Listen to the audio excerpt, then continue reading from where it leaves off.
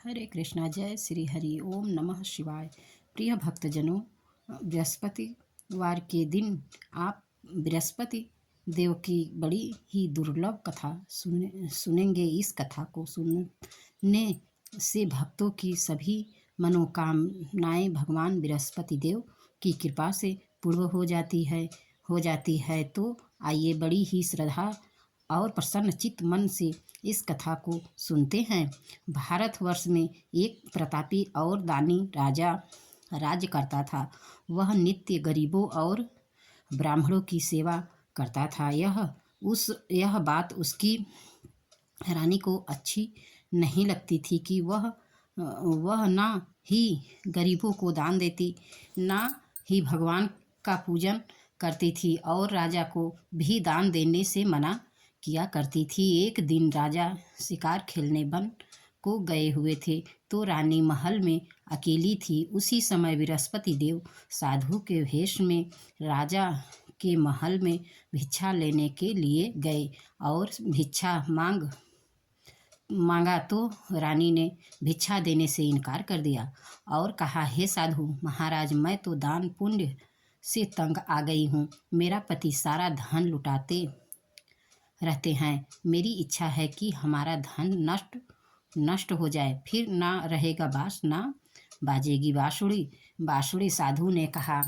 देवी तुम तो बड़ी विचित्र हो। धन संतान तो सभी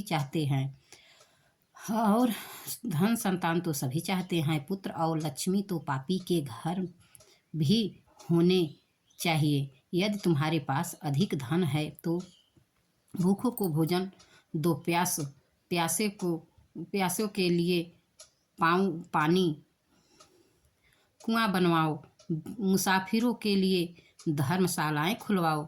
जो निर्धन अपनी कुंवारी कन्याओं का विवाह नहीं कर सकते, उनका विवाह करा दो।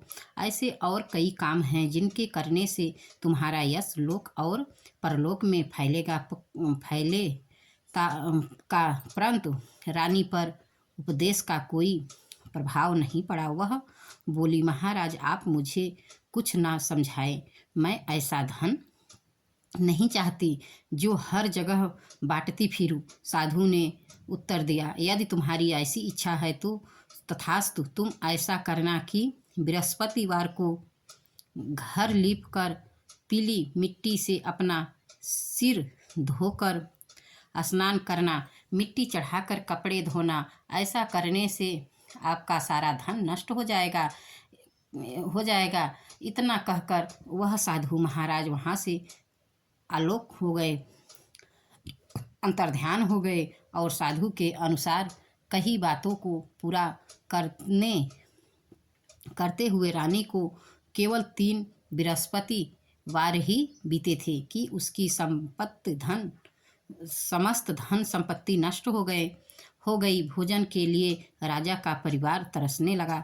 तब एक दिन राजा ने रानी से बोला कि हे रानी, तुम यहीं रहो, मैं दूसरे देश में जाता हूँ, क्योंकि यहाँ पर सभी लोग मुझे जानते हैं, इसलिए मैं कोई छोटा कार्य नहीं कर सकता।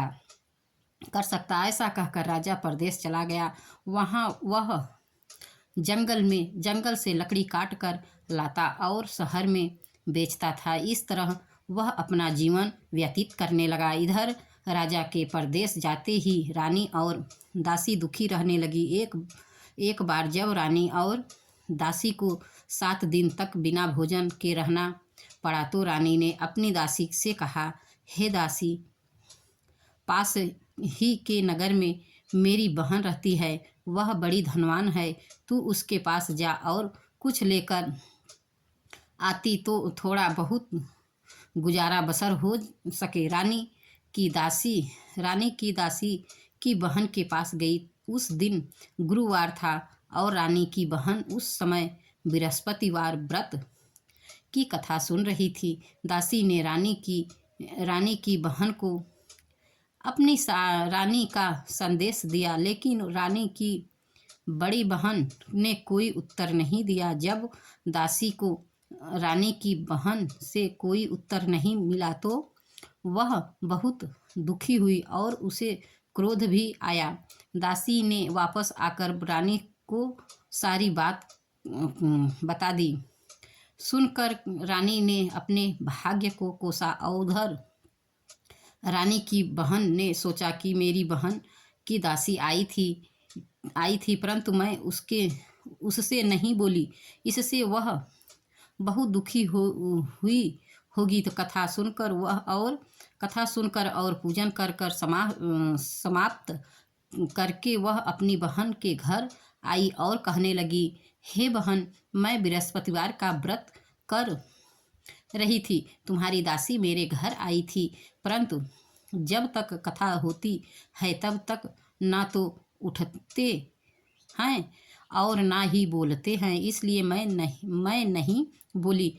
कहो दासी क्यों गई थी? रानी बोली, बहन तुमसे क्या छुपाऊं, हमारे घर में खाने तक को अनाज नहीं था। ऐसा कहते कहते रानी की आंखें भर आई। उसने दासी समेत पिछले 7 दिनों से भूख के रहने तक की बात अपनी बहन को विस्तार पूर्वक सुना दी। रानी की बहन बोली, देखो बहन, भगवान बृहस्पति सबकी मनोकामना को पूर्ण करते हैं। देखो शायद तुम्हारी घर में अनाज रखा हो। पहले तो रानी को विश्वास नहीं हुआ, पर बहन के आग्रह करने पर उसने अपनी दासी को अंदर भेजा तो उसे सचमुच अनाज भरा एक घड़ा मिल गया। यह देखकर दासी को बड़ी हैरानी हुई। दासी रानी से कहने लगी, हे रानी, जब आपको भोजन नहीं मिलता तो हम व्रत ही तो करते हैं, इसलिए क्यों ना इनसे व्रत और कथा की विधि पूछ ली जाए ताकि हम भी व्रत कर सकें। तब रानी ने अपनी बहन से बृहस्पतिवार व्रत के बारे में पूछा। उसकी बहन ने बताया, बृहस्पतिवार के व्रत में चने की दाल और मुनक्का से विष्णु भगवान का केले की जड़ में पूजन करें तथा दीपक जलाएं। व्रत कथा सुनने और पीला भोजन ही करें, इससे बृहस्पति देव प्रसन्न होते हैं। और व्रत और पूजन विधि बताकर रानी की बहन अपने घर को लौट गई। 7 दिन के बाद जब गुरुवार आया तो रानी और दासी ने व्रत रखा। घुड़साल में जाकर चना और गुड़ लेकर आई। फिर उससे केले की जड़ तथा विष्णु भगवान का पूजन किया। अब पीला भोजन कहाँ से आए, इस बात को लेकर दोनों बहुत दुखी थी, क्योंकि उन्होंने व्रत रखा था, इसलिए बृहस्पति देव उनसे प्रसन्न थे। इसलिए वे एक साधारण व्यक्ति का रूप धारण करके 2 थालों में सुंदर पीला भोजन दासी को दे गए। भोजन पाकर दासी बहुत प्रसन्न हुई और फिर रानी के साथ मिलकर भोजन ग्रहण किया। उसके बाद वे सभी गुरुवार को व्रत और पूजन करने लगी। बृहस्पति भगवान की कृपा से उनके पास फिर से धन संपत्ति आ गई, परंतु रानी फिर से पहले की तरह आलस्य करने लगी। तब दासी बोली, देखो रानी, तुम पहले भी इस प्रकार आलस्य करती थी, तुम्हें धन रखने में कष्ट होता था, इस कारण सभी धन नष्ट हो गया और अब जब भगवान बृहस्पति की कृपा से धन मिला है तो तुम्हें फिर से आलस्य होता है। रानी को समझाते हुए दासी कहती है कि बड़ी मुसीबतों के बाद हमने यह धन पाया है, इसलिए हमें दान पुण्य करना चाहिए, भूखे मनुष्यों को भोजन कराना चाहिए और धन को शुभ कार्यों में खर्च करना चाहिए, जिससे तुम्हारे कुल का यश बढ़ेगा, स्वर्ग की प्राप्ति होगी और पितृ प्रसन्न होंगे। दासी की बात मानकर रानी अपना धन शुभ कार्यों में खर्च करने लगी, जिससे पूरे नगर में उसका यश फैलने लगा। उधर एक दिन राजा दुखी होकर जंगल में एक पेड़ के नीचे आसन जमाकर बैठ गया। वह अपनी दशा को याद करके व्याकुल होने लगा। बृहस्पतिवार का दिन था। एकाएक उसने देखा कि निर्जन वन में एक साधु प्रकट हुए। वह साधु के वेश में स्वयं बृहस्पति देवता थे। लकड़हारे के सामने आकर बोले, हे लकड़हारे, इस सुनसान जंगल में तू इतना चिंता मग्न क्यों बैठा है?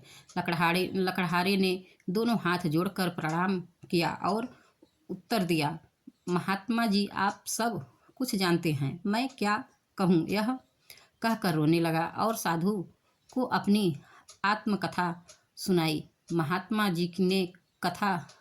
जी ने कहा, तुम्हारी स्त्री ने बृहस्पतिवार के दिन बृहस्पति भगवान का निरादर किया है, जिसके कारण रुष्ट होकर उन्होंने तुम्हारी यह दशा कर दी। अब तुम चिंता को दूर करके मेरे कहने पर चलो तो तुम्हारे सब कष्ट दूर हो जाएंगे और भगवान पहले से भी अधिक संपत्ति देंगे। तुम बृहस्पति के दिन कथा किया करो। 2 पैसे के चने मुनक्का लाकर उसका प्रसाद बनाओ और शुद्ध जल से लोटे में शक्कर मिलाकर चरणामृत तैयार करो। कथा के पश्चात अपने सारे परिवार को और सुनने वाले प्रेमियों में अमृत वह प्रसाद को बांटकर खुद भी ग्रहण करो। ऐसा करने से भगवान तुम्हारी सब मनोकामनाएं पूरी करेंगे। साधु के ऐसे वचन सुनकर लकड़हारा बोला, हे प्रभु, मुझे लकड़ी बेचकर इतना पैसा नहीं मिलता जिससे भोजन के उपरांत कुछ बचा सकूं। मैंने रात्रि में अपनी स्त्री को व्याकुल देखा है। मेरे पास कुछ भी नहीं जिससे मैं उसकी खबर मंगा सकूं और फिर मैं बृहस्पति देव की क्या कहानी सुनूं? मुझको तो कुछ भी मालूम नहीं है। साधु ने कहा, हे लकड़हारा, तुम